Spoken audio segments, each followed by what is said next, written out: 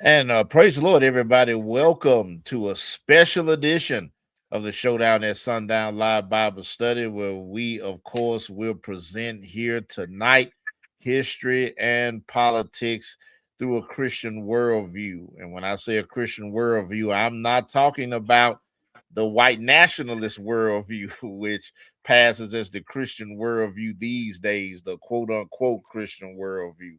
We're going to be debunking a lot of myths tonight, and we're coming to you live on Confederacy, Revisionism, and the smearing of Jasmine Crockett. We have a lot to present tonight, so just buckle up and get ready for a good time.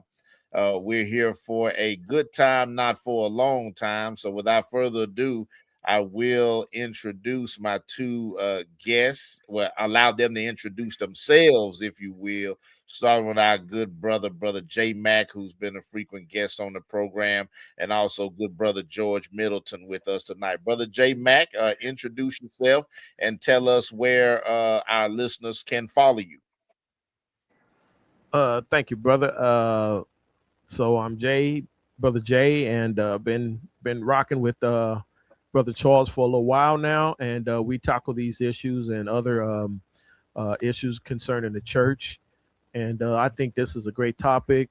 Some other brothers have uh, discussed this, so it kind of sparked my interest. But I do have a channel. I got quite a few channels, but more specifically dealing with these kind of issues is Modern Disciples. You can find me under Modern Disciples on YouTube. And but my if you look up JT Mac on YouTube, that's more music. So just letting y'all know. And I'm gonna get out of the way of this brother George because he's a music extraordinaire.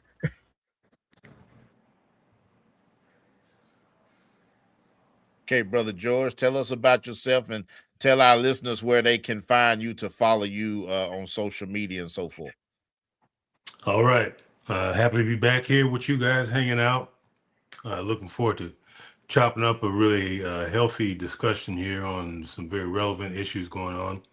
I'm George Middleton. I'm a mental health therapist. I'm a musician. I'm an author. I'm promoting a series of works addressing the issue of mental health and race is front and center in a lot of the issues that we're dealing with. And so I'm addressing it from an evidence-based behavioral change platform. Sounds really boring, I know, but I'm done with all the talking and want to actually do some changing of the scenarios because we are in a very critical moment as a country at large and as a community in particular as pertaining to the Black racial demographic. So happy to be here. You can catch me on all the social media platforms: Facebook, LinkedIn, Instagram, YouTube. I've started a new solo podcast series called In the Middle with George Middleton. So I'm taking on some very challenging contemporary issues and looking to find the theme is that the truth often lies in the middle. So usually there's, you remember the old story that the old folks used to say, there's three sides to every story, right? Right. Yours, mine, and the facts. True. Right. So happy to be here. Oh, and we're happy to have you, of course, as we talk about Confederacy revisionism. This is a thing that has come front and center within the MAGA movement, especially a rebranding of the Confederacy, what it meant, what it did. You get into arguments about the cause of the Civil War. And of course, it was promulgated by an organization called the United Daughters of the Confederacy. And they're responsible for what's known as the lost cause rhetoric, romanticizing the antebellum South. And of course, the crafting of the quote unquote happy slave narrative and the quote unquote there were good slave masters narrative, and also using the book of scripture, the Holy Bible, especially the Old Testament, to actually justify the existence of the institution of slavery. And then that equivocation that they do on slavery. Oh, black people were enslaved, but white people were also enslaved. And Chinese people enslave one another, African tribes enslave one another. Slavery is as slavery does, let them tell it. And that there was nothing in particular about African chattel slavery in the Americas and in the southern United States that really stood out from slavery on the world stage. So we're here to debunk a lot of those myths tonight and how they relate to the smearing of Jasmine Crockett, especially by black faces, and this idea of hiring a black face or co-opting a black face to go after and to critique and criticize black people, and that whole thing that's happening. So we got a lot to get into tonight. I want to lead off with something that is unequivocal. And when I taught history, I actually would present these historical documents for the review of my students, because I feel like if we're gonna know what the cause of the Civil War was and why the Confederacy went to the extreme measure of leaving the United States of America to form their own country with their own president, their own vice president, their own Congress, their own judiciary. Look, y'all, they even printed their own money. They formed a new country. And they told us why they did this. So it's not really something that we have to guess about. I mean, we can listen to these folks meander and muffle, but I want to share my first item, and I'm going to turn over to you, brothers, to share as well.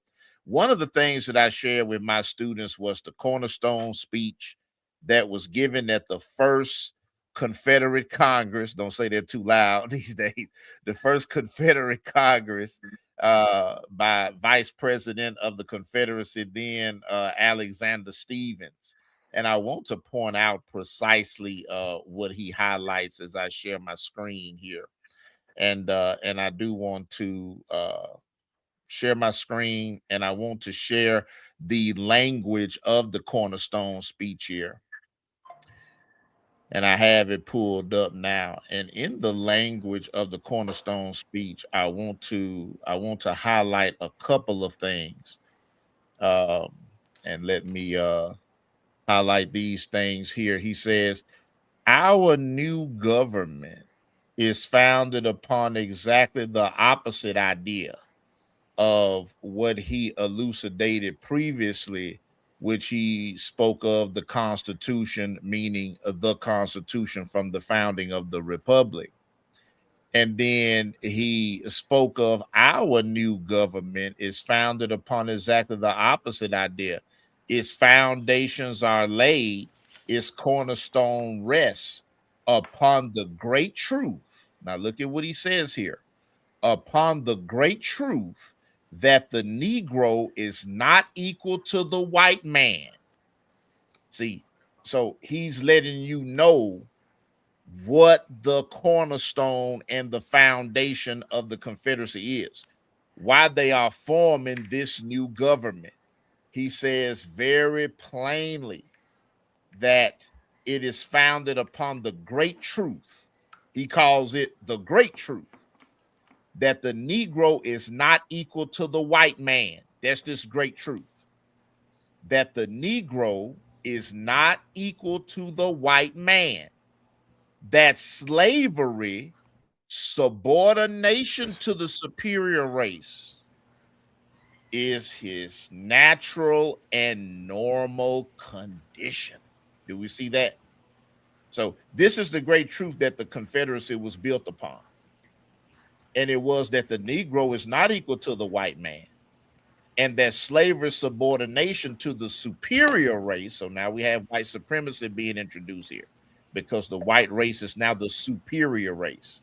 That slavery subordination to the superior race is his, look at what he says here, natural and normal condition. This, our new government, watch this now, is the first. Look at what he says. Our new government is the first in the history of the world. So do you see how he establishes a peculiarity to the particular institution of slavery that was practiced by the Confederacy and defended by the Confederacy. He says it's the first in the history of the world based upon this great physical, philosophical, and moral truth. See, and so now we can really glean from just that, as I shared here from the First Continental Congress, Vice President Alexander Stevens. He makes it very plain. And I think we lost our good brother, but hopefully he'll be coming back. But he makes it very plain what the Confederacy is, why it was formed. So now, since we know this, and since I have just shared this, how can anybody come along there in 2025 and say, oh, it's heritage? It's not hate, it's heritage. And as they celebrate the Confederacy and commemorate the Confederacy, Robert E. Lee's birthday and so forth, Robert E. Lee Day, National Confederate Day, like my home state of Mississippi loves to do. How can they pretend that what we just read is not true? Or the gaslighting that they do about it, trying to revise history, historic revisionism. So I want you two brothers to give your thoughts on what you heard so far. Yeah, I think what you explained, the attempt to sanitize history, they call it the lost cause mythology. And AI has a really good explanation. I'm gonna read it real quick. AI says, oh, matter of fact, let me share. This is too good not to share. Let me do that. Share screen. There we go. Should be coming up there, Brother Charles.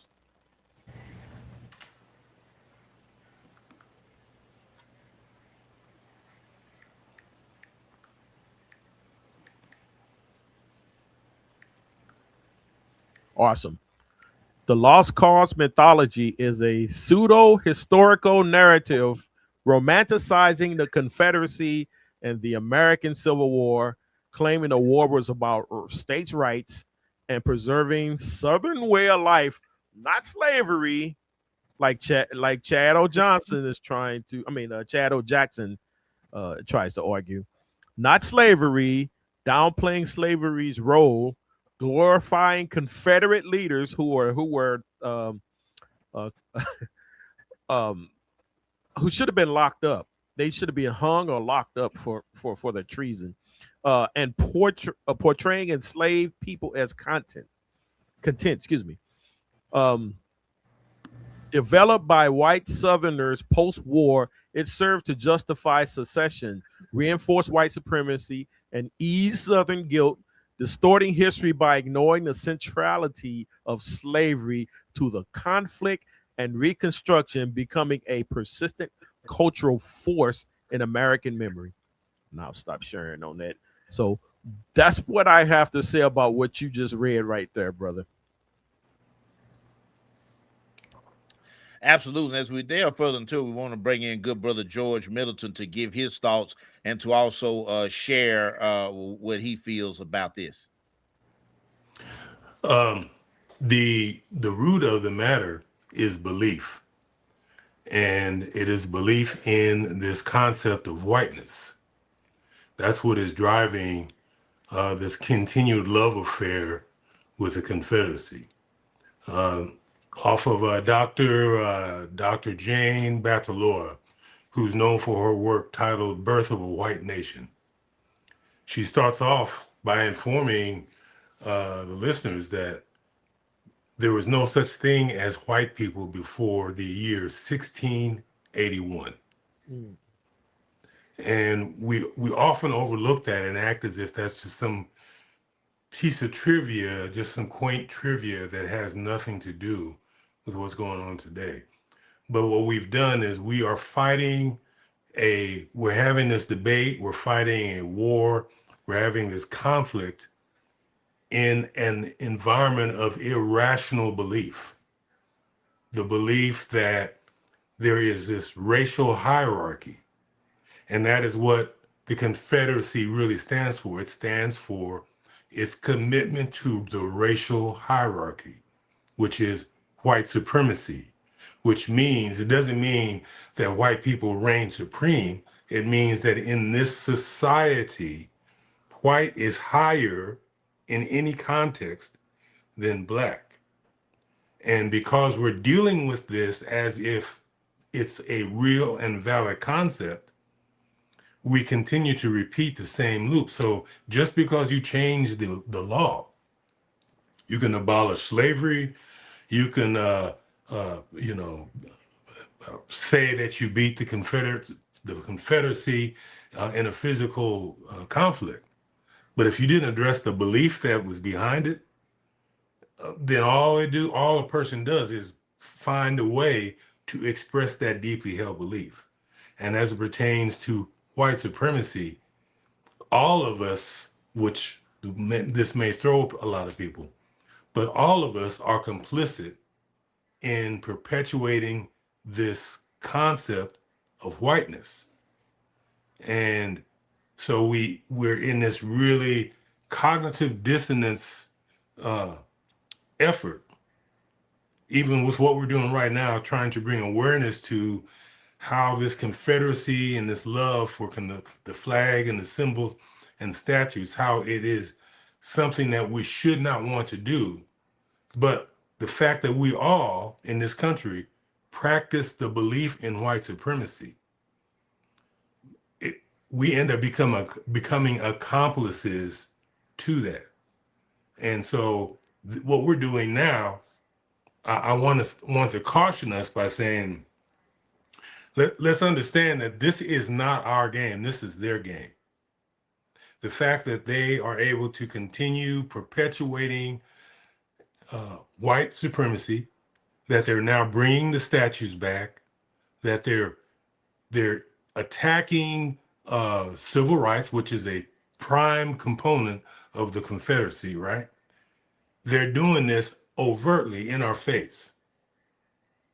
They're telling us this is what they're going to do. They're no longer hiding it. And they've made a big policy manual called Project 2025, which is rolling this out in legal terms. So we really ought to understand, first of all, that we're dealing in a concept of irrational belief, that there's a real thing called white people. And as long as we continue to affirm white people, we're going to continue this crazy battle. And the second thing is, because we believe it, we're also have allowed it to be in our systems of service and law. So it is now legal. And so if we're not understanding those two components, then we're having a great discussion, but we're not doing anything to actually strategize our way out of this. Exactly right. Those are some excellent points. And Brother J Mac, I understand you have a video that you would like to play. You're muted. Yeah, I wanted to play a clip from Brother Isaiah Robinson, Pastor Isaiah Robinson.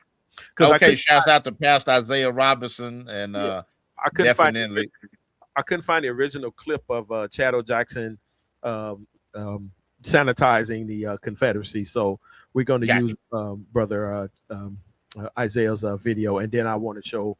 After that, I'm going to show a document, a historical document too. Okay, yeah, definitely. And before we do that, we definitely want to point to our fair use. Yes, sir. We got to do that. So fair use. Do you see this YouTube? Shouts out to YouTube. But yeah, we have to point out this fair use just simply because we don't want to get the channel struck with copyright claims and so forth.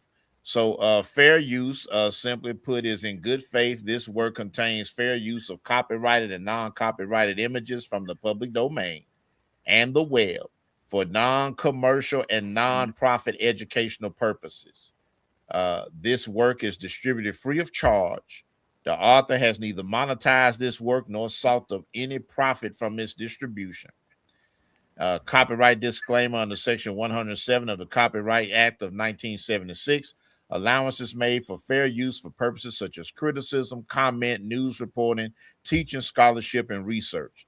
Fair use is a use permitted by the copyright statute and may otherwise be infringing. Non-profit, educational, or personal use tips the balance in favor of fair use. This work contains original work of commentary and critical analysis. Quotations are attributed to the original authors and sources. So I did want to highlight that because we got to get our fair use in there for the health of the channel.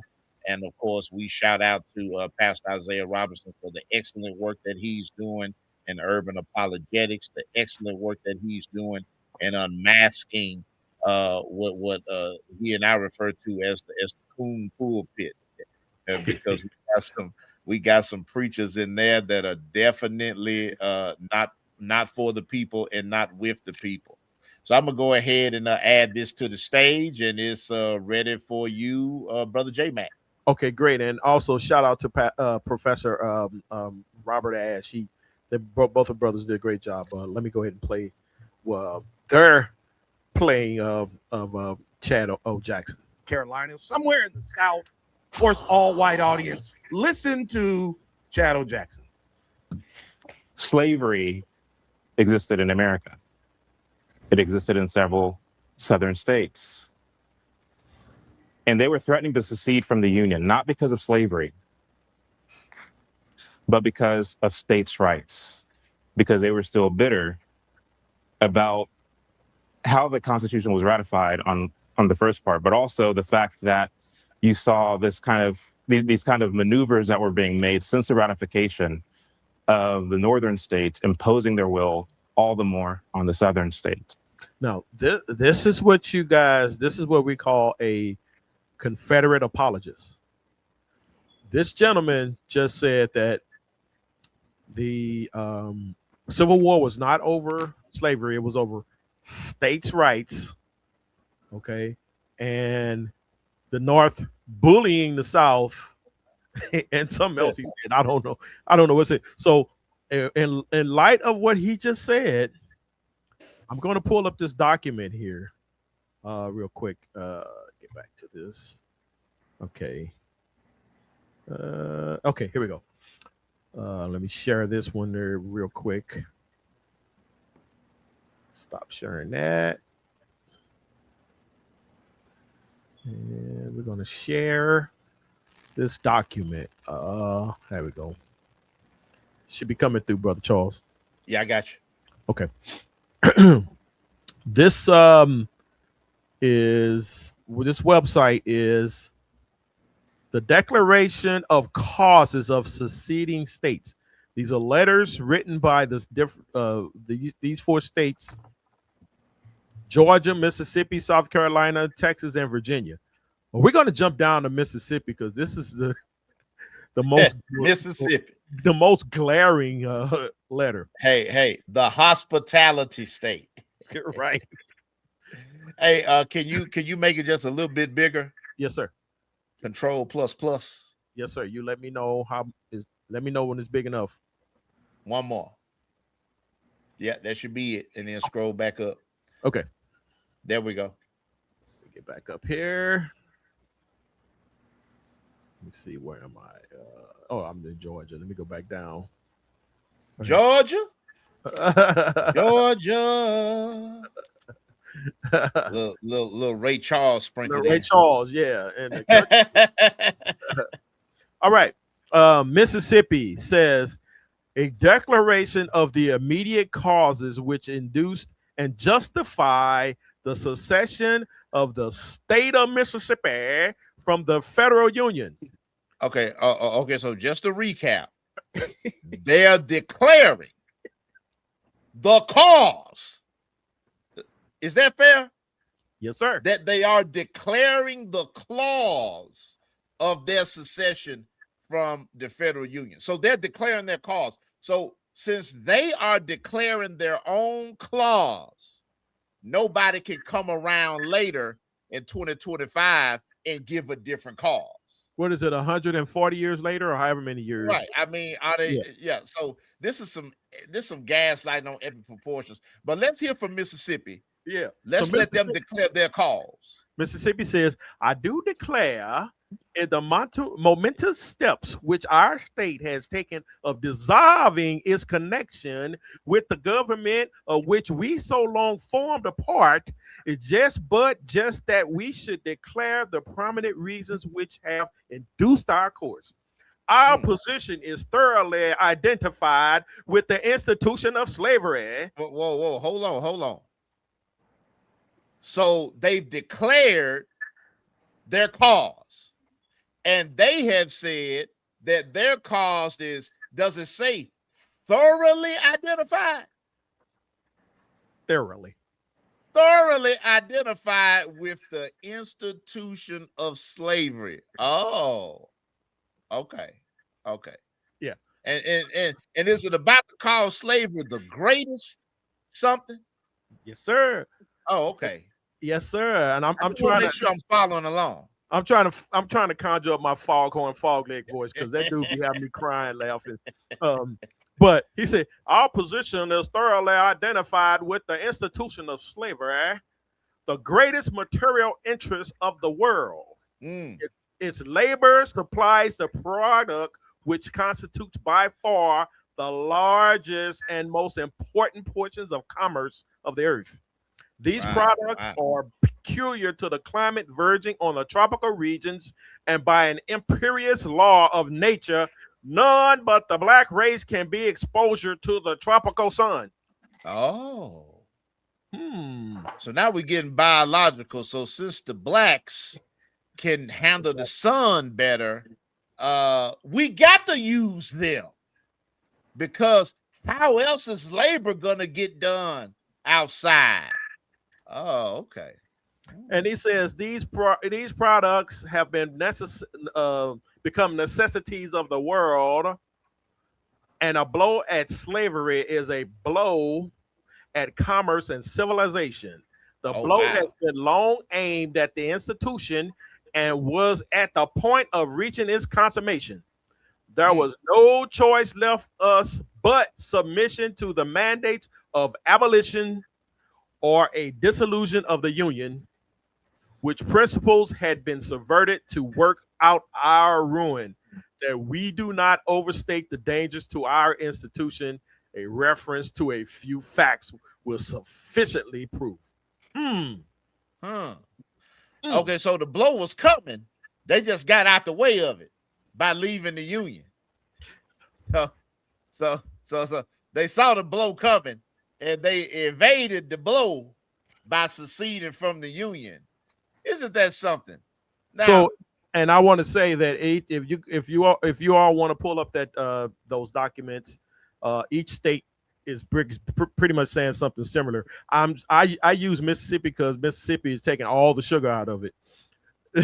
they pouring vinegar and gasoline on it. Listen, funny thing about that is back in the early 2000s, I was a voter registration coordinator working for the NAACP. And I used to get into debates back then about the Confederate flag being on the state capitol. And I used to have around with me the cessation documents. I used to actually use those to argue against their position. Like they would say, oh, it's heritage. It's not hate, it's heritage. And I'm like, well, no, it's not heritage. What it is right here. It's slavery. It's a heritage of slavery. States' rights to own black people, right? And put them out in the sun, because the black people are naturally created to work out in the sun. They can take it. Nobody else can take that tropical heat. So we got to get the blacks out there, and in order to make them go out there, we got to own them. And so let me ask this question with that presentation, but that's what it is. So that's good, brother. Let me ask this question, and George, you can weigh in on this.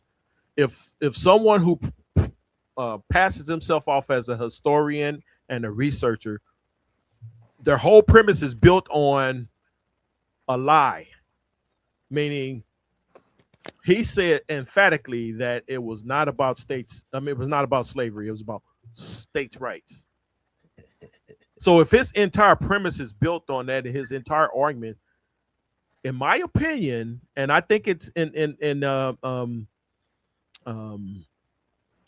how do I say this? In the arena of scholars and historians, if your entire premise is based on a faulty foundation, I think they throw your entire work out. They don't take you serious. Am I off here? Or in most cases, but when that lie is necessary in order to fulfill their economic agenda, then it'll do. Right. So it's kind of like an ends justify the means kind of thing. It's a useful lie.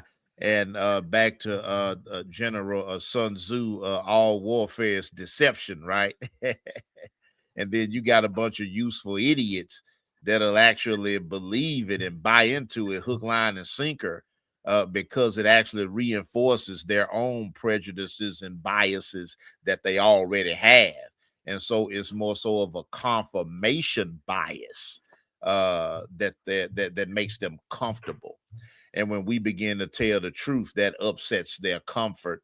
And before you know it, they'll be calling us racist, because the people that bring up racism are the real racists, right? Like, I get that so much. I'm like, why you know what they call it? Playing a race card, right?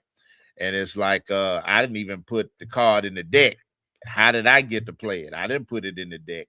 And as you pointed out, good brother George, about before 1681, there were no white people.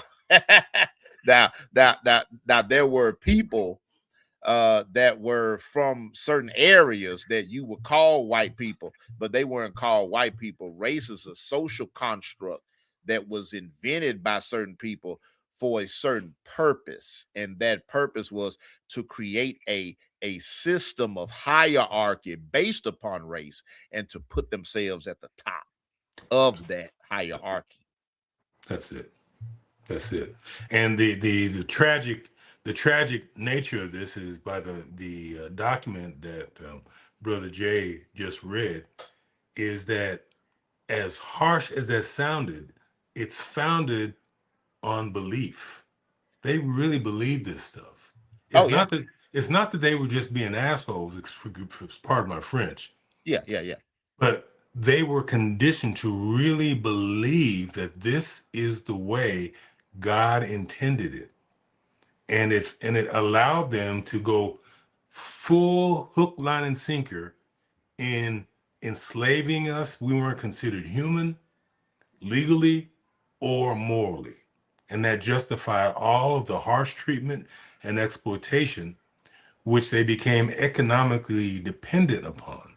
So when you fuel belief with your economic survival, man, that is a strong combination of factors that trying to appeal to one's reason alone is not going to work.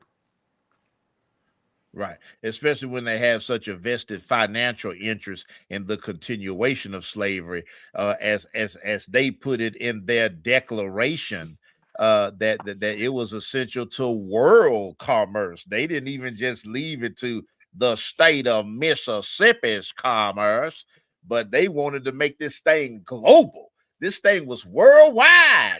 They needed slaves for the worldwide economy. And if we lose slavery, then the whole world is going to collapse. I mean, my goodness, talk about being dramatic. They thought that if they lost slavery, the whole world would collapse. My goodness. And ironically speaking, as certain countries got rid of the institution of slavery officially, and the Confederacy was like one of those last countries that were trying to hang on to it. The world didn't collapse for some odd reason.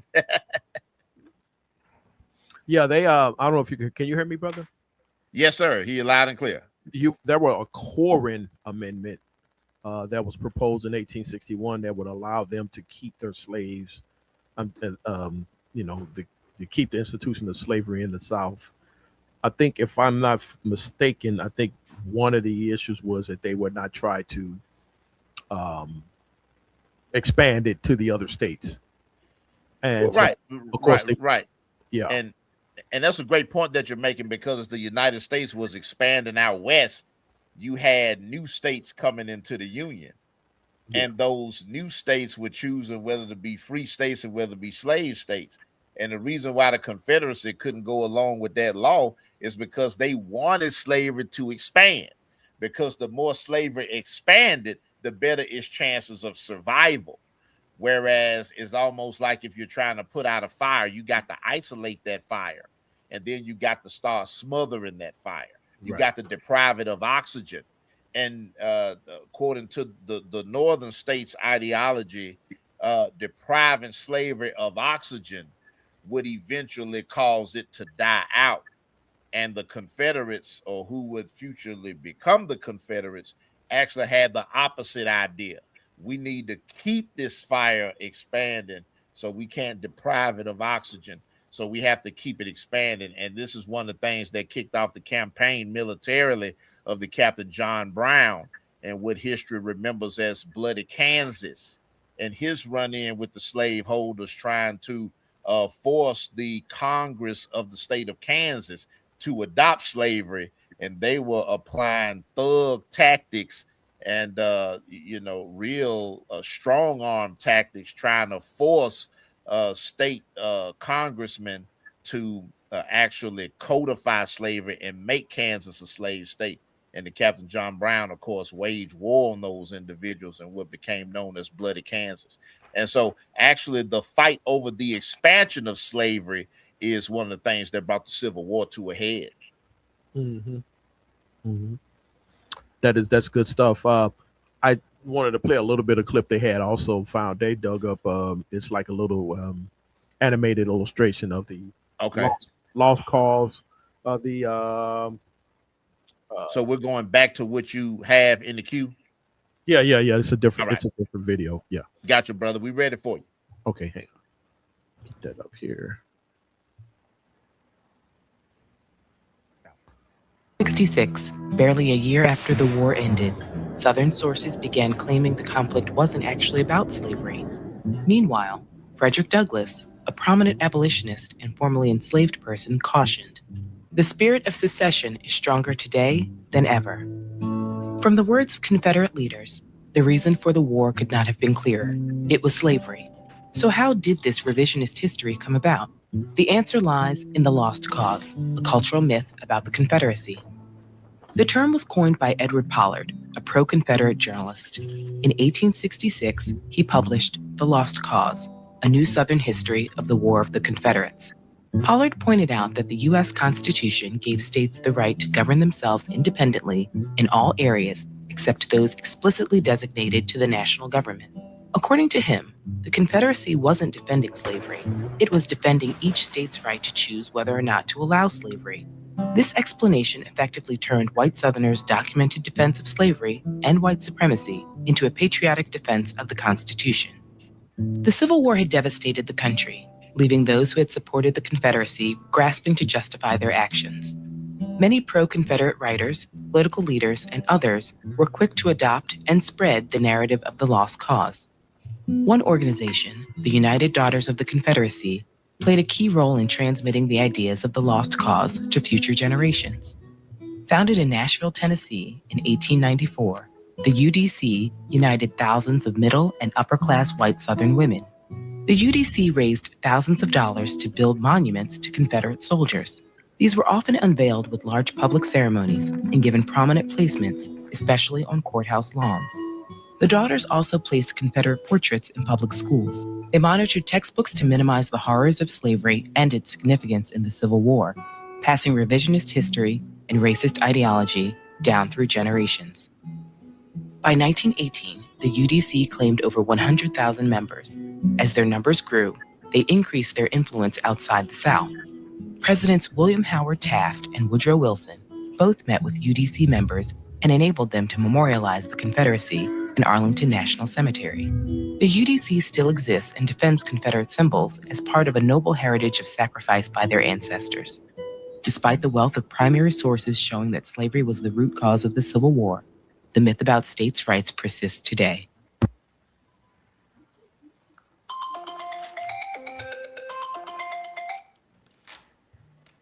And there it is. Yep, the myth persists to this day. Can you imagine American presidents allowing Confederate monuments and Confederate soldiers to be in Arlington National Cemetery, where the dead that they actually had slain are laying there? And you have the enemy of the United States in a war, and the most casualties of any war that we fought, to actually rest beside the Union soldiers there in Arlington National Cemetery. What a travesty. A whole insurrection and sedition. What is the penalty for sedition, Brother Charles? Penalty for treason is death. Which brings us to an interesting point of American history, is that once General Robert E. Lee surrendered the United Army of the Confederacy, and specifically the Army of Northern Virginia, to General Ulysses S. Grant at Appomattox Courthouse in the state of Virginia, they undertook an effort to repatriate the Confederate generals. Can you imagine the President of the United States calling the military to arms, and generals within that military that have taken an oath to obey the command of the President of the United States refusing the call and leaving the army, leaving the armed services, and going to their states to raise armies to fight against that president?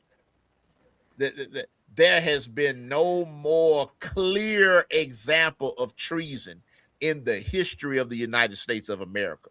Military generals turning their armies and their guns against their own duly elected president. Have there been traitors in the history of the United States of America more worthy of death than those individuals like General Robert E. Lee? Yes. Worthy of the gallows, should have been hanged for treason, and yet was allowed to be repatriated. Look, the president of the Confederacy, Jefferson Davis, arrested, held for a while in prison, and then released to return to his lands that had been restored to him and to live out his days to a ripe old age. Can you imagine? This man called himself president against the actual president, and yet he gets repatriated. That is probably the best example of white privilege that you could ever point to, because no way, if those men were not white, would they have been afforded the privilege of repatriation into the United States after committing the heights of treason against the United States. What say you?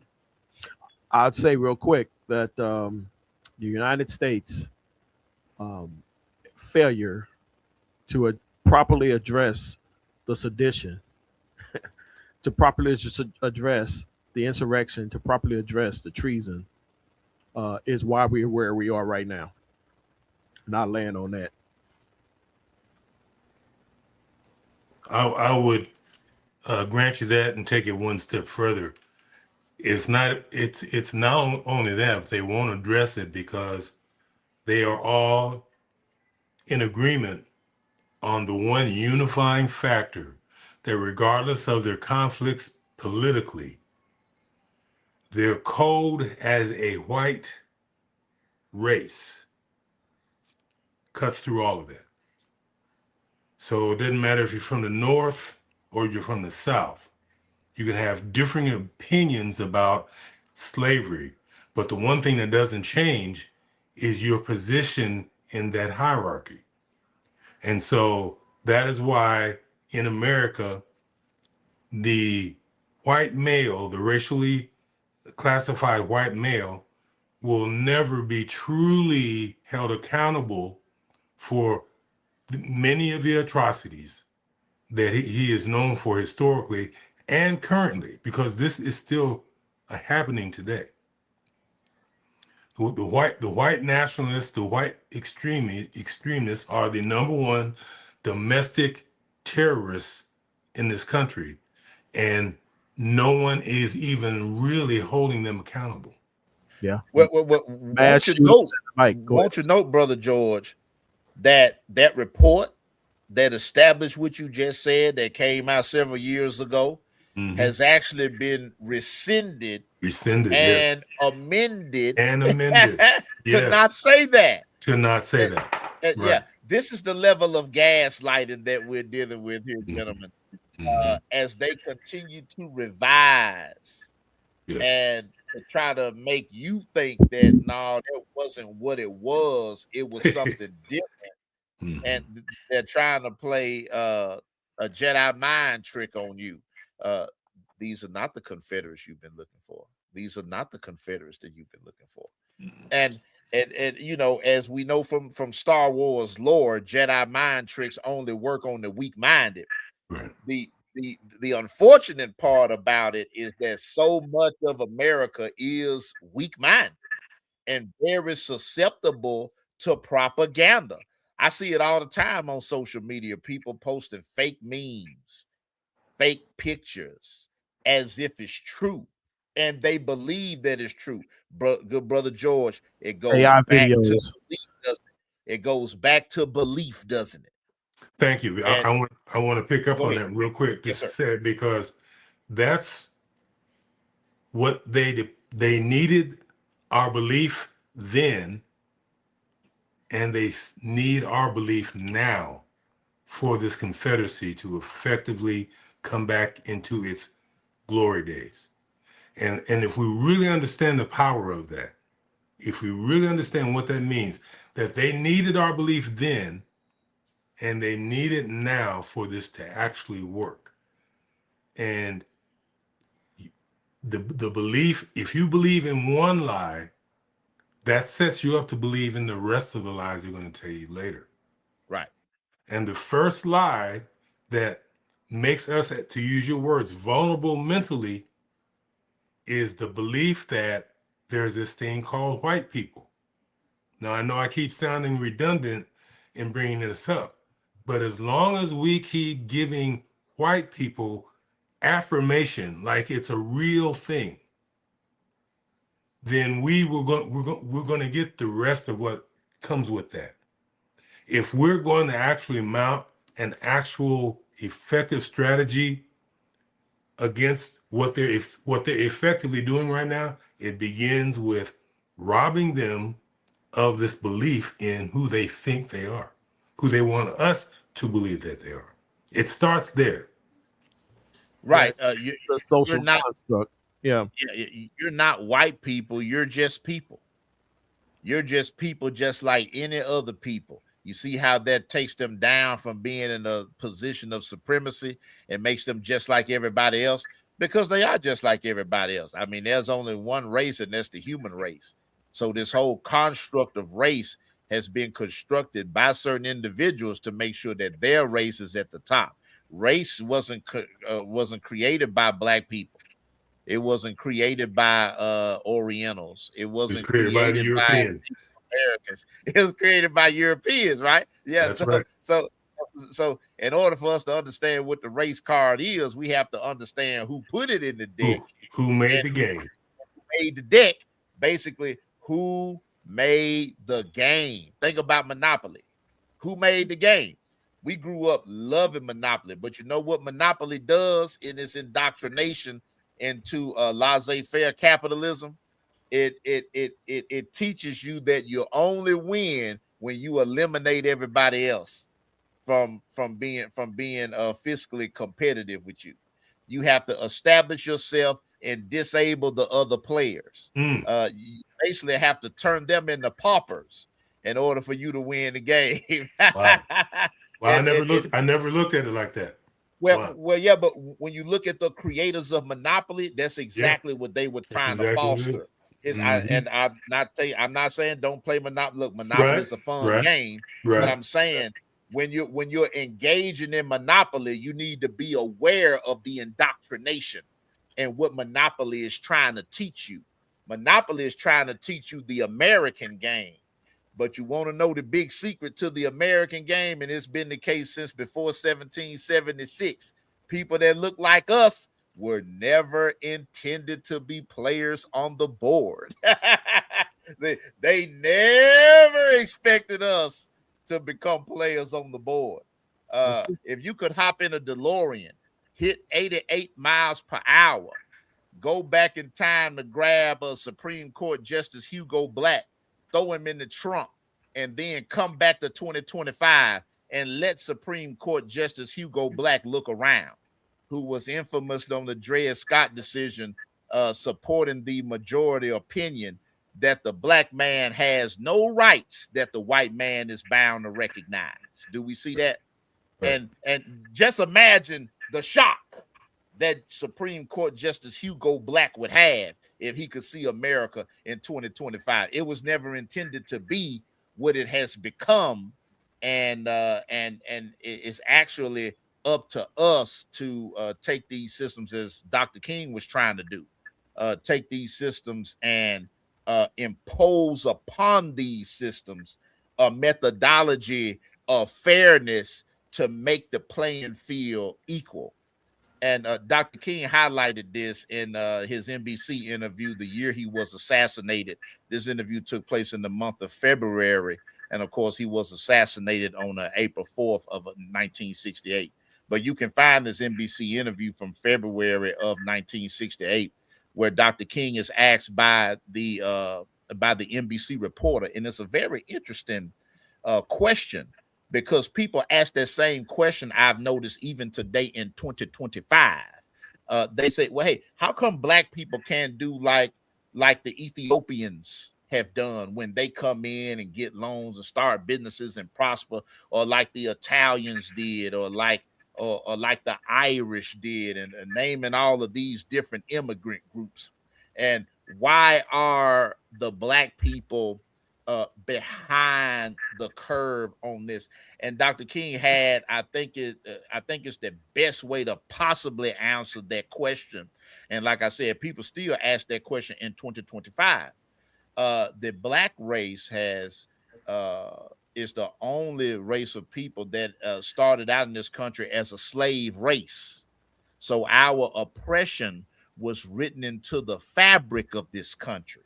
So even when immigrants came in, and even though immigrants were discriminated against, they still got a hand. They still got a hand.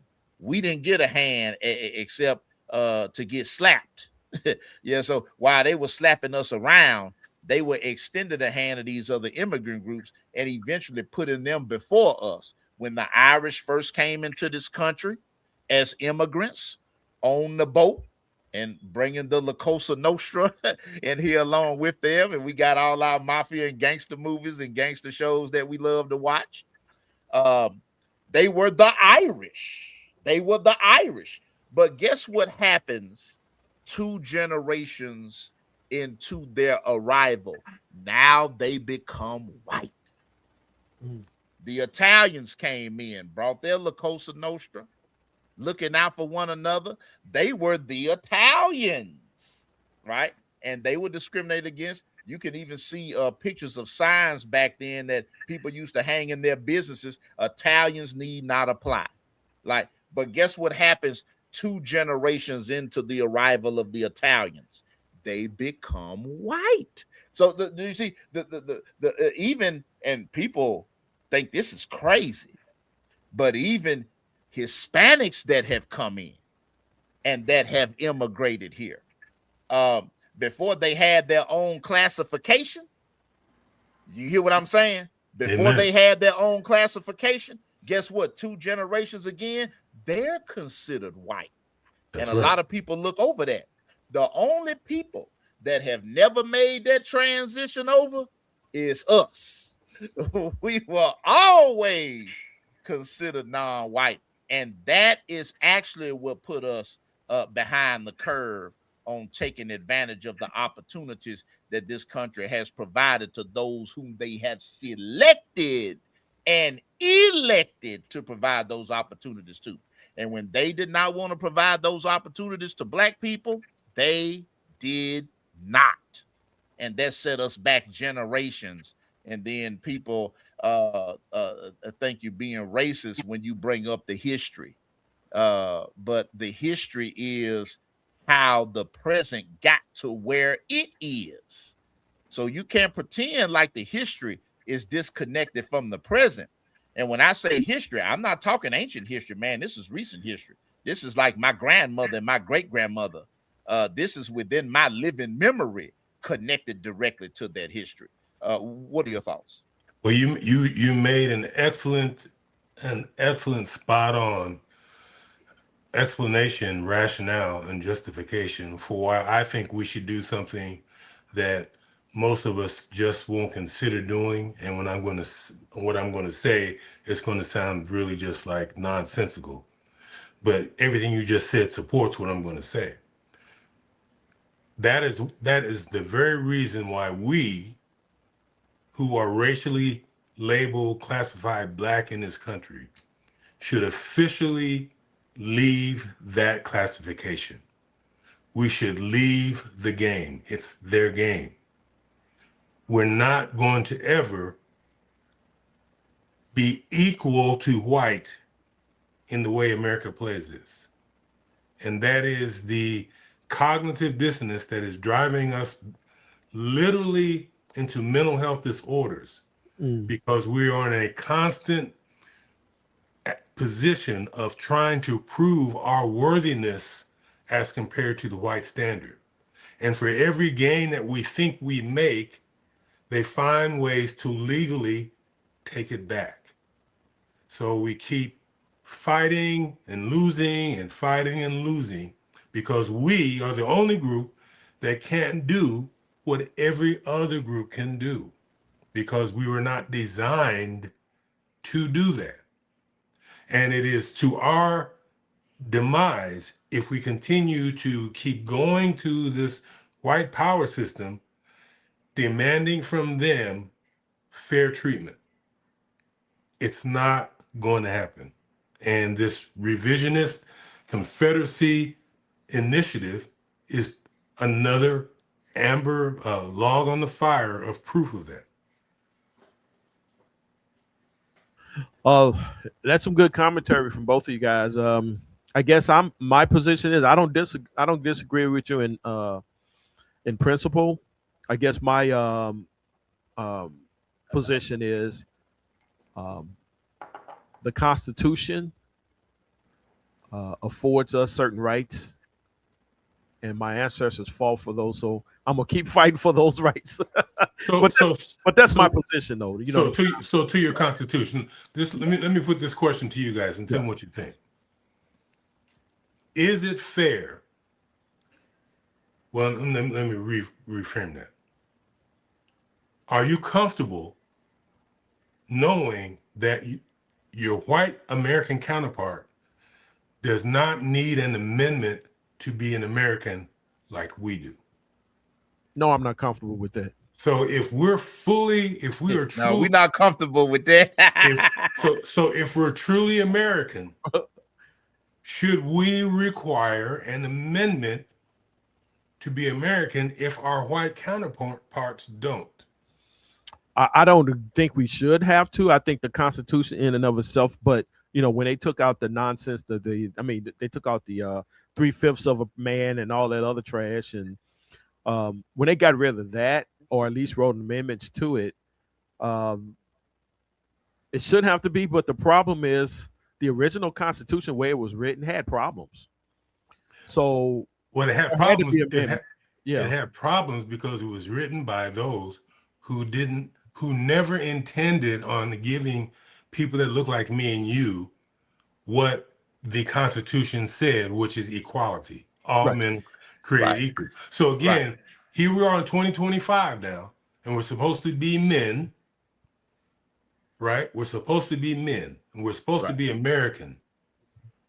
And we as men are saying, okay, you know, it's not cool, but okay, we require the amendment and you don't. You see what I'm saying? Yeah. That's that mentality. If we stop and we're okay with that, that's how the game wins. Because once you give in part of your manhood, then they take more. We as men should not be resting on our laurels today in 2025 that we need an amendment for our Americanness. Yeah, and look, and your point and your critique is well founded. It's well founded and established in the original hypocrisy, right, of America, which is in the Declaration of Independence. The man, affectionately known by historians as the Sage of Monticello, Mr. Thomas Jefferson, who wrote "All men are created equal." Himself owned 600 slaves when he wrote that, right? so it's like all men are created equal, but you own 600 slaves. So how do you explain that? And this is not a challenge that only we who are generations later have lodged at him. Individuals that were his contemporaries critiqued him on this. And he acknowledged the contradiction, of course, and warned his contemporaries at the First Continental Congress in Philadelphia, Pennsylvania, that there is a wolf in the room. All right. We can neither hold him safely, nor can we let him go. Let him go. And the wolf in the room was the institution of slavery. Exactly. Because there were states that were against slavery and didn't want the Constitution to codify slavery. And of course, the slaveholders wanted the Constitution to codify slavery. So that's how they came up with the 3/5 compromise. The southern states who owned slaves wanted slavery to be in the Constitution. So they wanted their slaves to count as a full person for congressional representation so that they could pass a law making slavery the law of the land or amend the Constitution and put slavery in there. And the other states did not. So they said, since you're not going to afford your slaves any rights of citizens, then you can't count them as a person at all. And this almost split up the nation before the nation could even unite to continue to fight against the British and to press their independence claim. So in order to keep the southern states on board, they came up with a compromise that you can count your slaves, but you can count them as 3/5 of a person. And counting them as 3/5 of a person would give them enough power to satisfy them, but would not give them enough power to amend the Constitution to put slavery in or to codify slavery as the law of the land through federal legislation. And that was just, if you're familiar with football, you know, when it's 4th and long, you know, you punt the ball back to the other team, right? So they were just punting slavery down the line. And of course, it was of no empathy at all to us, who our people were suffering under slavery while they were pontificating and politicking with one another, trying to figure out what to do about it. But eventually, the grandchildren of Thomas Jefferson would fight each other on opposite sides in the Civil War. And as the Captain John Brown pointed out, this is an issue that would only be decided by blood. That's why Captain John Brown was actually shedding blood. That's why the Kansas incident is called Bloody Kansas, because he knew that people are going to have to die in order for this to change. And that's exactly what it was. And so, yes, those points are well founded, not only in history, but they're philosophically sound. I think what the brother J Mac is saying is that because the Constitution has been amended, and then when we say amended, you know, they put that trap door in the 13th Amendment that, you know, slavery shall not exist at all within the United States of America unless you're convicted of a crime. And if by due process that you could be deprived of your life, of your liberty, and of your property, that allowed the southern states who had been defeated in the Civil War to actually rebrand the penal system and create new laws to criminalize observable black behavior. This is the origin of your anti-solicitation, your anti-loitering laws, right? Because immediately after slavery, the newly freed slaves were walking around looking for work. So they were often here and there hanging out, trying to find jobs. So they invented anti-loitering laws to say, hey, we can lock them up. I think we lost a good brother, but hopefully he'll come back when he can. Okay. But now we're going to lock the black people up because now it's a crime to loiter. You see what I mean? And it is, you know, that kind of adaptation. Good to have you back, good brother. That's the kind of adaptation that the southern states were able to do to continue the system of oppression that slavery was in another mode, in another form. And this beast, we're fighting with the beast, no justice, no peace, because this beast continues to evolve into other modes.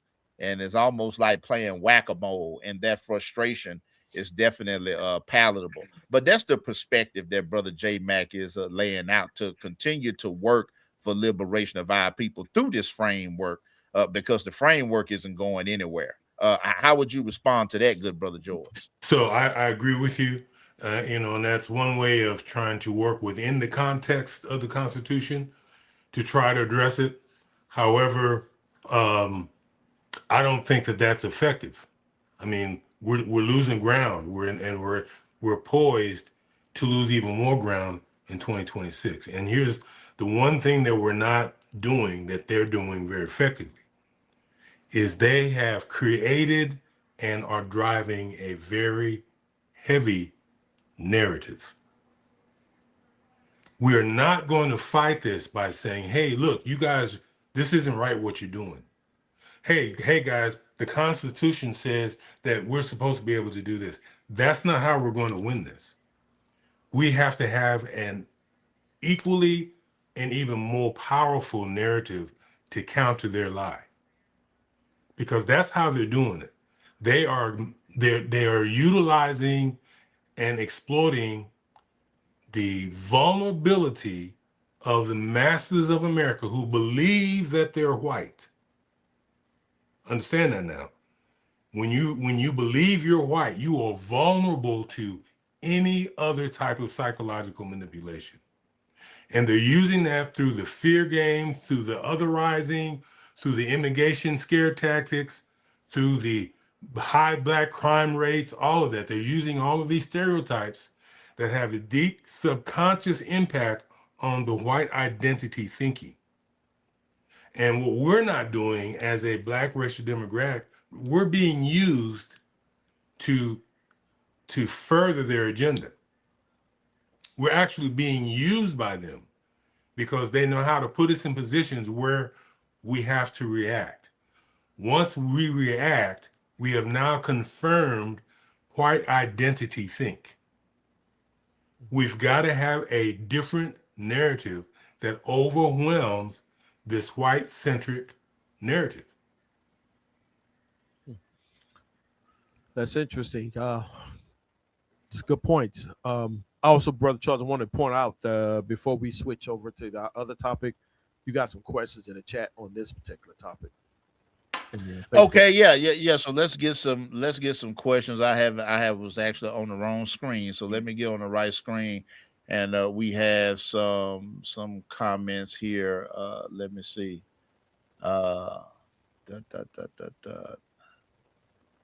We got some irrelevant comments here. What are these folks talking about? I don't know. Look like you about to go rob a bank or something. What's going on with this guy? Oh, this place too black for me. Bye, fellas. What are you doing? Oh my goodness. I don't know. I guess some kind of comic relief or something like that. I don't know. But hey, he's listening. So what can you do, right? Brother Mark Harris says listening and watching. He says, the very name of the board game Monopoly says it all, what its secret purpose was when the game was created. So true, so true. Here's his point here. I'm curious to know what kind of so-called loans allegedly that's being given to immigrants today that we Black Americans cannot get or are being refused. I need more research on that because I'm not sure if that is 100% true.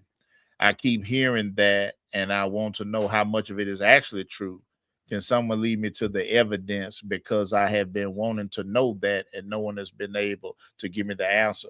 Well, good brother Mark Harris, when I brought that point up, I was speaking from a historical perspective, which is that discrimination against Black people was very high during the arrivals of the Irish immigrants and the Italian immigrants. And like I said, after being here for a little while, I just one generation on into the second generation, they were able to then be classified as white. And so they could have then access to loans to start businesses, for example, that Black people still could not get. The biggest thing is the mortgage, like mortgages.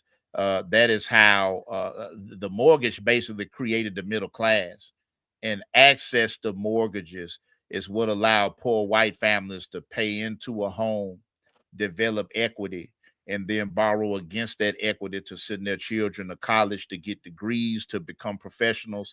And that's how that generational line was able to get their way out of poverty. And when it came to Black people in the mortgage, they were denied even the GI Bill, which establishes that assistance for veterans of the United States military.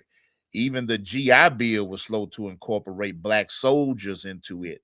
And then when they were basically forced by law to include black veterans into the GI Bill, the mortgages that they would actually extend to them, the mortgage loans, were actually of the least desirable properties. And this leads to the process that we call redlining, where districts, housing districts and divisions of a city or a town were literally separated by red lines. And the least desirable pieces of real estate were designated as Black zones, where say we can let the Black people stay here, but the pristine and more desirable real estate areas were quarantined off as white only. And then when these housing authorities began to rise up with housing contracts, where the person who bought the home would contract themselves to, when they sell it, that they would never sell it to a Black person. And this was in writing with the contracts, most famously out in New York. Lubbock Town became all in the headlines about 10 years ago, because some of those mortgage contracts, saw the light of day, and people were able to actually read some of these, where the people were contracted not to sell to Black people. And they were, of course, more recent than the 1950s. These were in the 1980s and the 1990s. So it's not as far back as you think. People were still carrying on with this tradition of we would not sell this house to Black people. And so that's what I was referring to, good brother Mark Harris, when I brought that up, just historically and on into recent history. Now, today, of course, Black people can get loans. I don't think we're saying that no Black person can get a loan, but you still see that discrimination rearing its ugly head. Case in point. And they've actually been studies done about this, but there are testimonials of individuals who were trying to get a loan or trying to sell their house, but they would have their white friends take pictures of themselves and portray it as if the white people were actually in control of the property, and how that the white people were actually applying for the loan. And they sat back and watched, and those loans were getting approved left and right. Whereas the Black people, when they try to go through as Black people, that it wasn't. And so you still have examples of that happening. We're not saying that Black people can't get loans; they truly can, especially to go to college and rack up a bunch of debt. Yeah, they'll really let you do that, so they can make you a debt slave.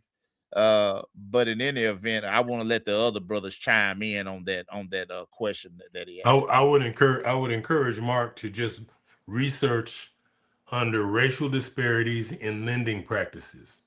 Racial disparities in lending practices. And several categories will come up. One which you already noted, mortgage lending, refinancing and home equity loans, auto loans. This is today. This isn't historically. It's historically and today. Small business loans, student loans, and other credit products, appraisals, and property valuation. And that, again, you were referring to that because there are several lawsuits out where a Black couple had their home appraised and it was very low.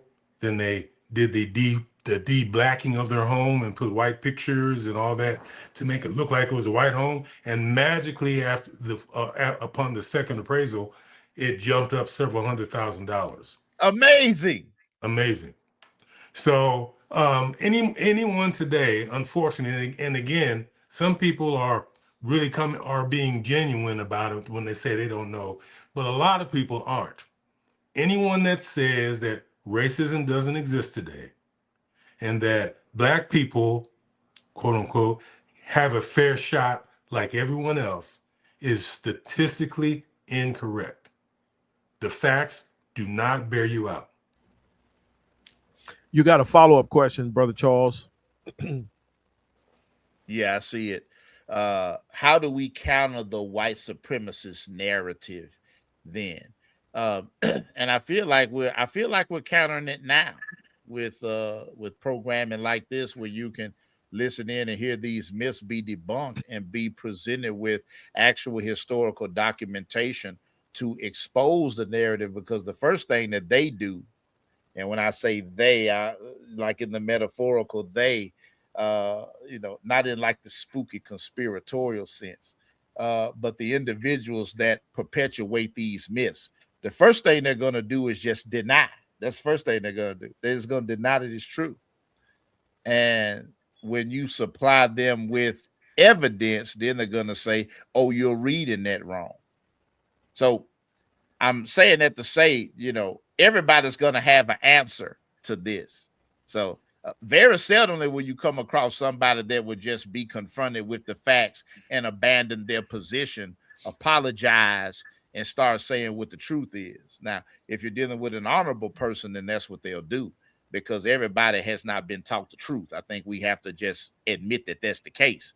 But if you've been taught lies and you encounter somebody that has been telling the truth, even if your lie came from pappy and grandpappy, even if your lie came from ma and me ma, whoever your lie came from, once you're confronted with the facts, as we've done so tonight, confronted with facts. So that's what I did as a history teacher. I confronted with facts. I would even go into the diaries of Confederate soldiers and let them explain their perspective on it, because it's all about getting down to the facts of the matter. That's a way that we counter the narrative.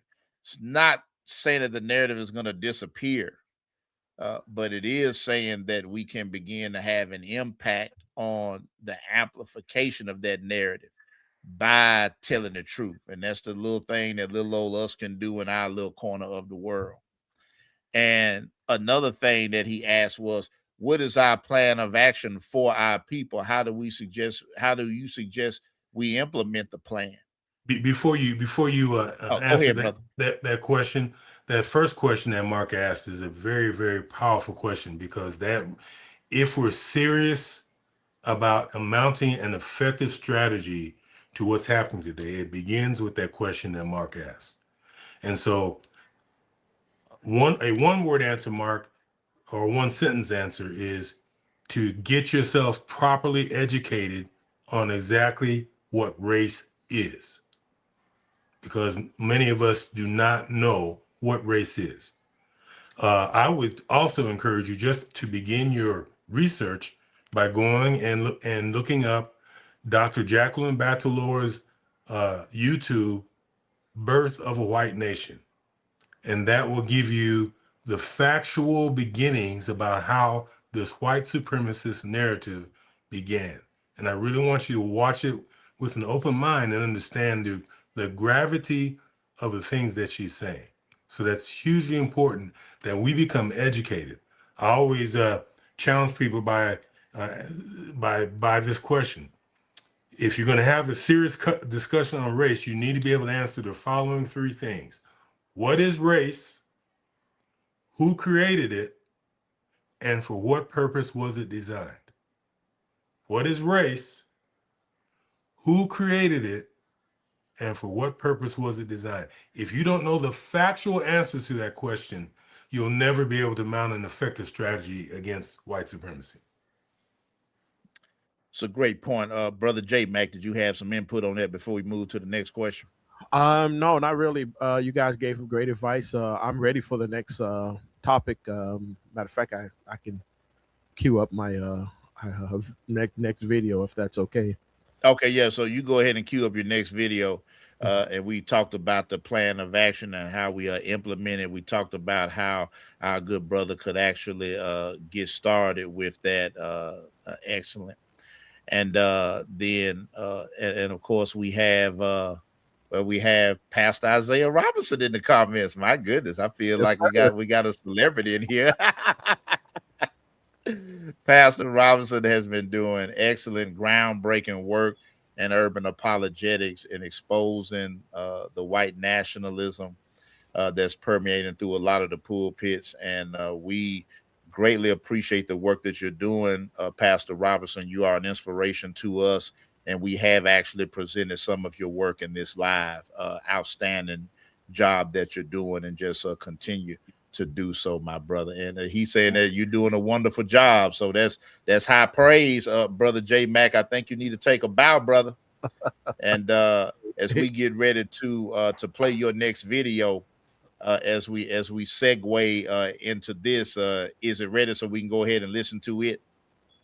Yes, sir. All right, it's added to the stage and it's on you. Yes, sir. For our use, Sister Lurie, Miss Lurie, Daniel Favors show. Hopefully, I don't think she'll mind us playing a little bit of excerpt here.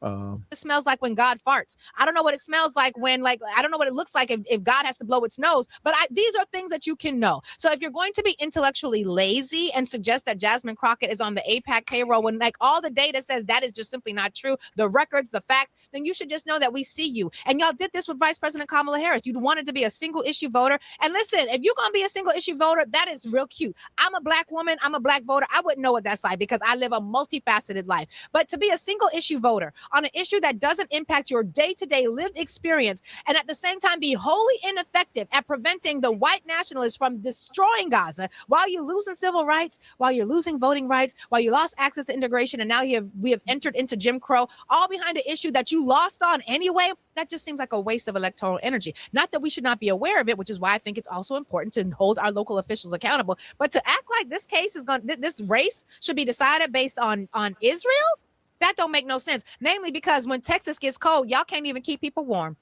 Y'all's energy center just put out a report that you are very concerned in the state of Texas about the ability to keep people warm this winter, not because you have a whole bunch of people moving to Texas, but because you have these AI data centers that your IDF and Israeli AIPAC funded senators both voted for and support right now, eating up all your energy. When it rains in Texas, y'all can't keep people from dying because the infrastructure is not there. Y'all have problems. Y'all can't give access to healthcare to people who actually need the healthcare. If you, God forbid, you need to have a miscarriage in the state of Texas that does not fully spontaneously eject itself from your body, you're not going to be able to get the healthcare that you need in order to maintain your own lived life. So I miss me with the whole, this is only about Israel. And it's so weird to me because we've had not one, not two, not three, not 10, but 25 elections this year alone at the state level. And I don't remember these people nor any of the other folks who decided Israel is the only thing that matters when a black woman runs. I don't remember them making videos about the other races that, according to the logic that was shared there, are also related to what's happening in Israel. They made not a video about these state races. I ain't seen nothing. And not only that, there is a solid third of the Senate up for re-election, which means there are 33, 34 seats in the Senate that people can vie for right now. I don't see a single video when it comes to Israel and any of those other races, but there is a black woman in this race. There's a black woman in this race, so I just need black people to do better, especially, but I need all of us to do much, much better. Let's talk about who else should do better. The people who were featured in that Vanity Fair article. Child. Yeah, I just wanted to play that. She said everything I've been saying, Child. and she put it in a 2-minute smack up, right? Well, the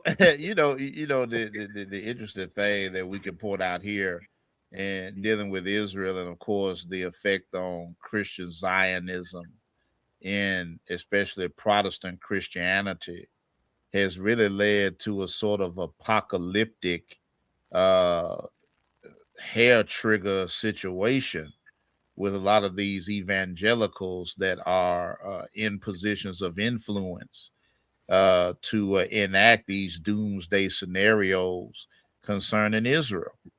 And I did a Bible study on this, against Christian Zionism. A couple of Christian Zionists wanted to debate me about a couple things that I presented, which is fine. I mean, I'll gladly show you the New Testament theology and how it is against any notion of Christian Zionism. But basically, Dave Chappelle had an interesting observation in his new Netflix special, Unstoppable, I believe it's called, where he got a lot of pushback for doing a show in Saudi Arabia after the journalist Khashoggi was assassinated by the Saudi government. And they were portraying to Dave Chappelle like he's betraying a nation.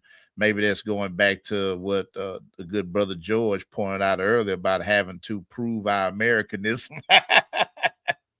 And so what Dave Chappelle said is, hey, you getting on me for doing a show in Saudi Arabia, and they killed one journalist, and then Israel's killed 270 journalists in this Israeli Gaza war. But you got nothing to say about that. What about all those journalists? And so there's a lot of hypocrisy on the Israel issue.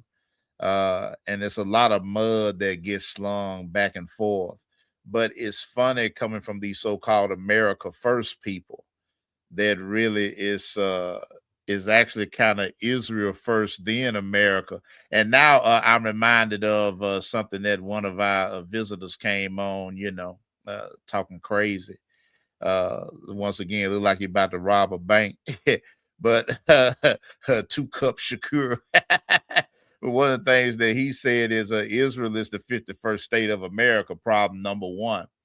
And, at what point do we draw the line on foreign aid to other countries, but especially Israel? I mean, I know you could never bring this up politically and survive an election because they would brand you as anti-Semitic. But at what point does America draw the line and say, we're going to have to cut back on this foreign aid? Yeah. If you could share my screen again, Brother Charles. So this website is opensecrets.org. This particular website tracks the contributions given to any representative, particularly in the federal government. And you go to this website and you can find Jasmine Crockett. You can see all her contributors. And what one name you will not find in her contributors is APAC. Excuse me. You will not find APAC in her contributors. So once that was established, then they kind of shifted and said, well, you voted for bills funding Israel. Well, she said out of her own mouth, she's never voted for a bill that did not include funding for Gaza. So you got how many members of Congress? Is it 400 something members of Congress, Brother Charles? 435, I believe it is, right. But let me double check that. Right. So you have all these members of Congress, and she has one vote Yep, And 435. I was correct. and so they're going to give money to Israel, but she's making sure that they're giving money also to Gaza, to the Palestinian people, giving funding, aid, whatever else need. And not only her, but brother Tellerico, who's also a good guy, and I'm not going to trash him because they're he's running a good campaign too. The point is that we should not ever become a one issue voter and say, okay, well, since you voted to fund Israel, then therefore we can't vote for you. So therefore, just let the MAGA Republicans continue to control Congress and wreck the government and destroy the country and get rid of U.S. aid and get rid of all the other institutions that protect and to provide services for the American people. And it's just the route you guys want to continue to go, then that's what we'll get. But if you are ready to stop this, you cannot continue to be a one-issue voter. And that I wanted to bring this fact out. So it's opensecrets.org. Opensecrets.org. Stop sharing that. Yeah, opensecrets.org, not like the closed secrets, like the Epstein files. Listen, those jokers released those Epstein files, and I looked at 119 pages that was straight black. So you know what that tells you, don't you, Brother Charles? Whose face is in those pages? Redacted the whole report, but then released it. So they can say, well, we released it, but you couldn't read anything on it. But anyway, somebody had a problem with you, Brother J. Mack, talking about Jasmine Crockett.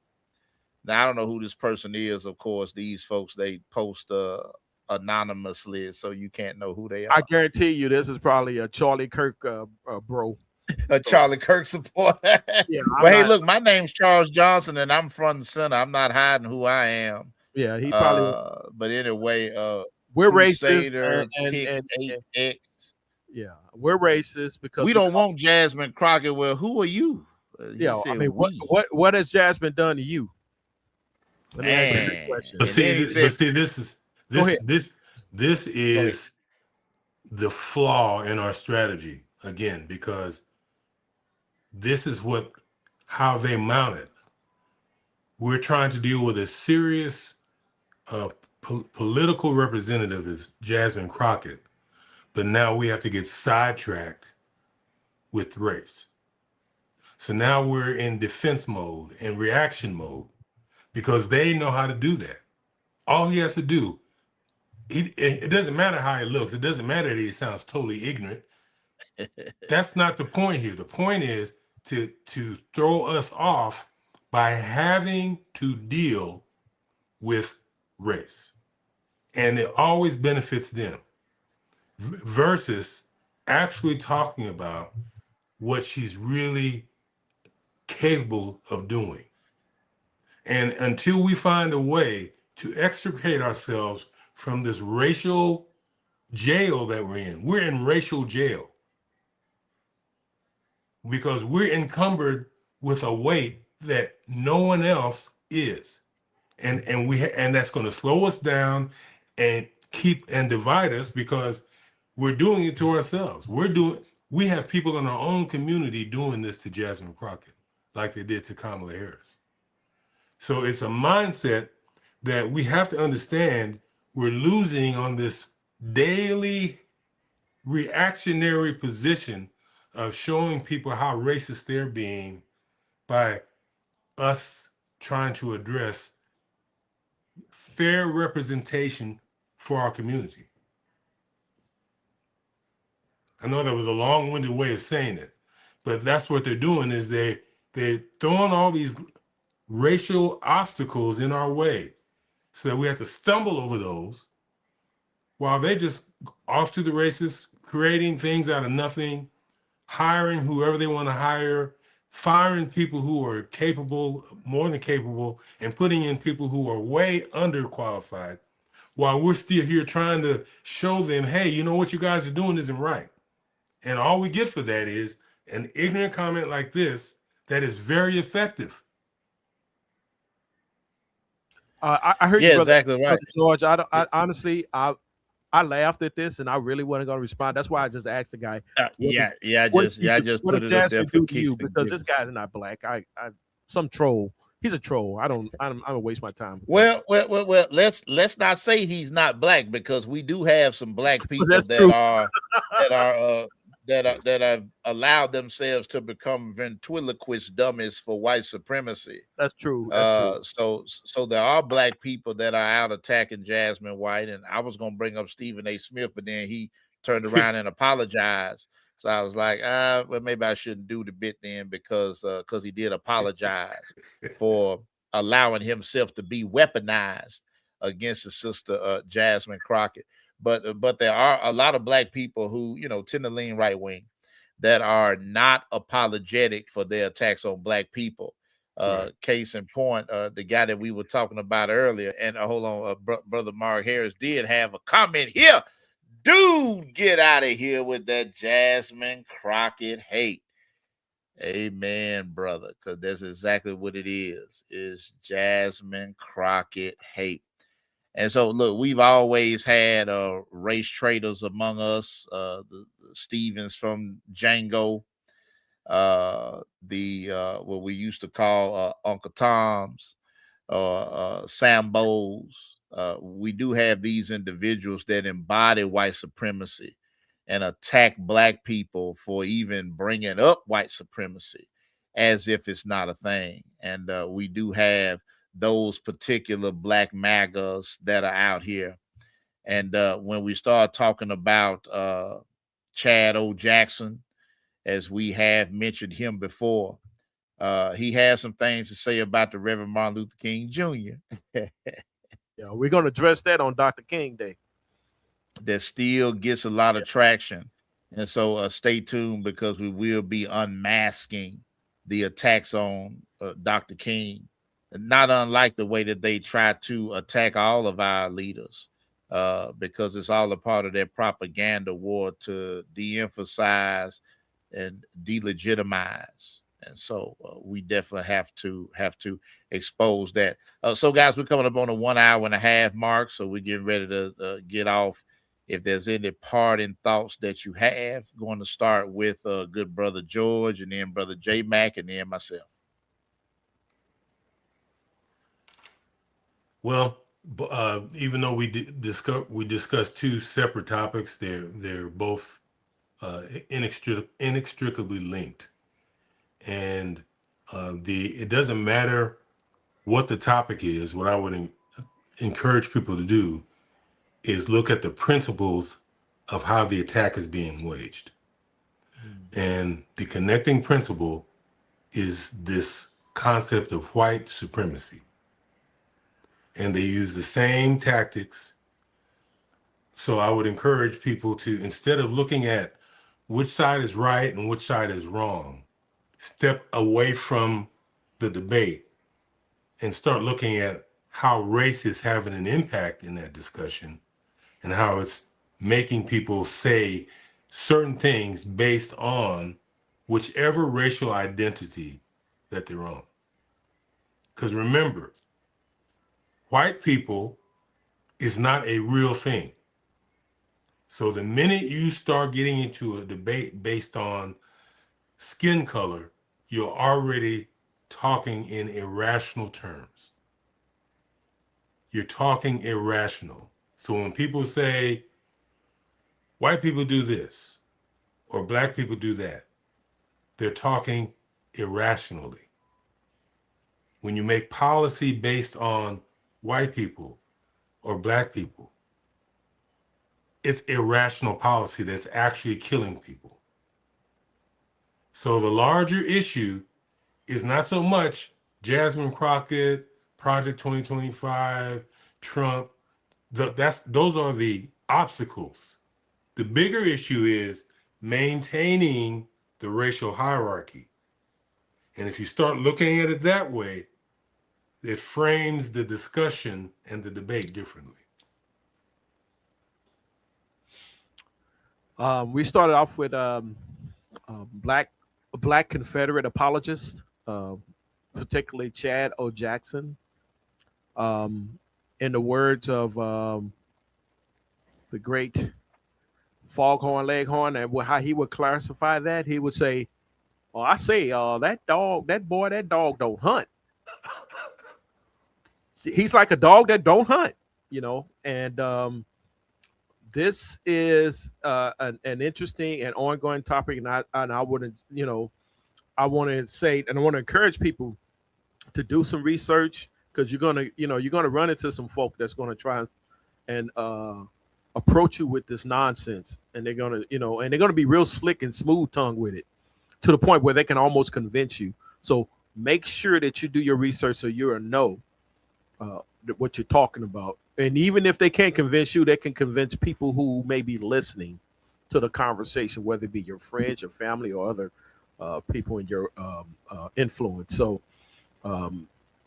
that's basically what I want to say. And like I said, Jasmine Crockett doesn't really need me to defend her, but I'm really pushing back, and people like me, I'm not the only one pushing back against the misinformation. We can't afford to let these people continue to have power and run amok and destroy our government. So, and we're doing it not only for the Black community, we're doing it for all communities, for the veterans, for the seniors, you know what I'm saying? All the programs that affect that they have cut, and they let Elon Musk come in here and just run amok, and just that. And I'm gonna land on this. Doge. Yeah. What's the lady? What's the lady? She's Donald Trump's in the White House. I think she's the. I forgot her title. Chief of staff. Yeah, she just did a bunch of recent interviews, and she said Vanity Fair. She said that there's no way on God's green earth, and we can pull that up some other time. She said no way on God's green earth should Doge and Elon Musk have been allowed to run amok and destroy U.S. aid and other programs that help people. She said that out of her own mouth, man. I'm like, whoa. So. You talk about Carolyn Levitt? No, not her. That's the press secretary. The one that speaks for him. Huh? She's the current chief of staff for Trump. Yeah, chief of staff. Yeah, not Carolyn Levitt. Not that. Yeah, she's just a mouthpiece. She's just a Trump mouthpiece. I'm talking about her. Yeah, man, and to that, I hope that Susie Wiles. Yeah, Susie Wiles, that's her. So I hope that goodwill people of all nationalities, all races and creeds, who are U.S. citizens, pay attention closely to what we're talking about, because it's, in the end, all of this stuff affects them too. And all the policies and things. They had the No Kings rallies and the different things going on around the country. And they had some recent elections. So I think people are energized. Don't get me wrong, because we've seen that in the recent elections. But I just want people to keep that same energy, keep that going, because these folk are only going to, if we don't get them out of power, they're going to get worse. And I'll just land on that. Right. And we began coming on tonight, dispelling myths. The lost cause rhetoric began dealing with. Sorry, Brother Charles. One last thing. Oh, go ahead. Yeah, go ahead, brother. People try to pass us off as liberal shills and whatever. You know what I'm saying? Listen, I'm a former Republican. I used to listen to Rush Limbaugh. That's who I am. Okay, I'm a former Republican in the late '90s, early 2000s. And I was crazy conservative. You ask my friend, he's probably not watching. But if Brother Phil was watching right now, he'd say, yeah, that dude was tripping. So I'm just telling you, Brother Charles, he's conservative. He's a former Republican. Brother George, I believe, is conservative and former Republican. So we're not just some what they call yellow belly, softy, lefty liberals. We are telling the truth, kind of like the Lincoln Project, so to speak. So I just wanted to put that out there. Yeah. I mean, it's important to put that out there, because that's not who we are. I mean, I've never been a Democrat in my entire life. And I have been a member of the Republican Party, voted Republican. I used to listen to Rush Limbaugh too back in the day, you know, before it was exposed to me as far as who and what he is and what he represented.